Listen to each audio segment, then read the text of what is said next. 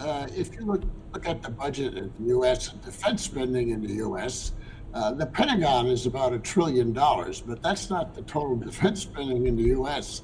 The U.S. spends over $2 trillion a year when you consider all the other categories, defense and war, which aren't included in the budget.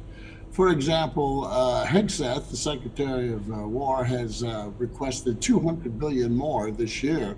That's called supplemental appropriations. That's not in the budget, but it's going to be paid for, and that's going to continue because as long as the U.S. has assets, military assets in the region, including U.S. Navy offshore there, we're running billions and billions of dollars. The U.S. is going to spend probably, in my estimates, somewhere around $300 billion this year just on the war with Iran. That has big impact. For example, it's going to drive the budget deficit, the U.S. budget deficit, well over $2 trillion this year.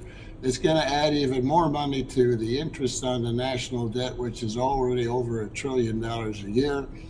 And the cost to the U.S.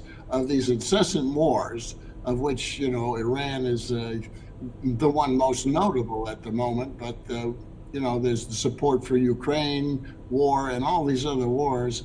The U.S. spends somewhere over $2.2 trillion a year on defense. Now, that's not counting what he's requesting. He's asking for 500 billion more this coming year for defense.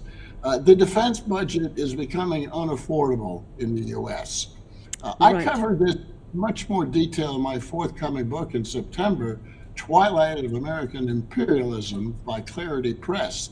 But people aren't aware that the empire is becoming unaffordable, and the U.S.